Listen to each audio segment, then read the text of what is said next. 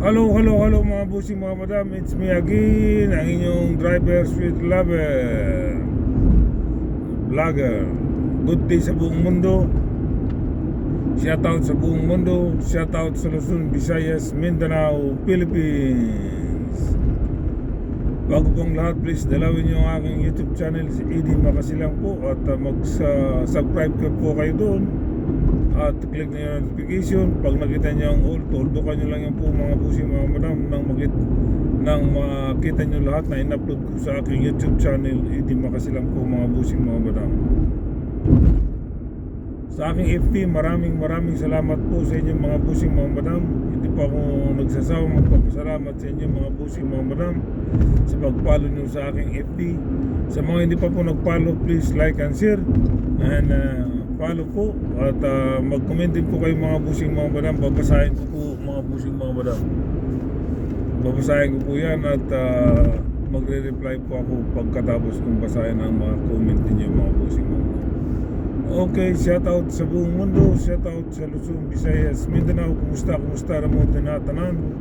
Sa Luzon, Visayas, Mindanao, kumusta na mo tanan?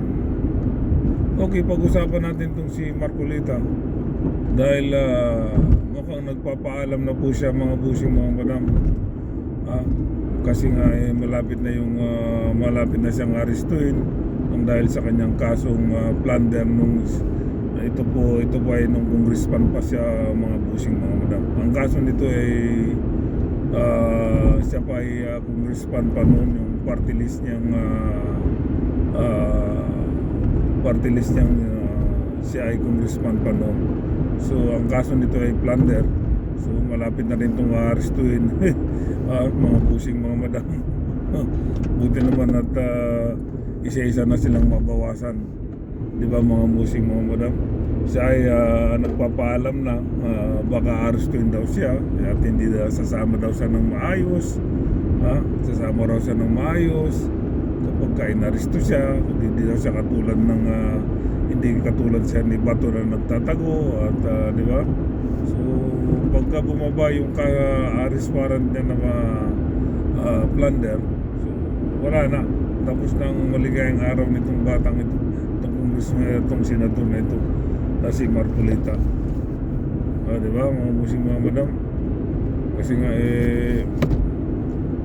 mabigat yung kaso niya, plunder, kasi yun ang nagkaso sa kanya kaibigan niyang negosyante at kasama si Mike Defensor. So lahat sila kasuhan medyo mabigat na kaso. Mababawasan na naman ang sakit ng ulo ng Pilipinas. Isa rin yan sakit sa ulo Kaya pala lagi masyadong maingay dahil malapit na palang bumaba yung kaso niyang plunder. Kawawang di ba? Pagka bumaba yan, that's it. Isa mababawasan na naman sila. Ito yung ito yung mga taong masyadong magulo sa Senado. Isa to sa sakit sa ulo rin di ba mga busing mga madam? So dapat lang na pagbayaran niya siya naman may kagagawa niyan dahil sa kasong plunder. Ito yung may tumulong sa kanya na hindi niya diniklara sa Comelec. Yung sa Comelec, nakaligtas nga siya sa Comelec, pero sa Office of the Ombudsman, yun ang nagtuloy ng kaso sa kanya. So ayun, mabigat na kaso po yun na plunder. So maaring tuloy-tuloy na this week or next week, maaring makasuhan na itong senador na ito mga busing mga madam. Di ba? So mabawasan na naman ang sakit ng ulo. Ito si Marcolita wala na to, makakasuhan na to mga busing at bababa na yung arrest warrant niya baka itong this week or next week. So at least pagdusahan niya yung mga kasalanan niya na ginawa niya. Plunder yan di ba mga busing mga madam? Okay, hanggang dito na lang po mga busing. Yun lang po, maraming salamat sa mga followers ko na hindi nagsasawa. Maraming salamat po sa inyo mga busing mga madam. Okay, sa mga hindi pa po nag-follow sa FB ko, please follow, like and share. At babasahin ko po yan mamaya at mag-comment po kayo at babasahin ko mamaya at magre-reply po ako.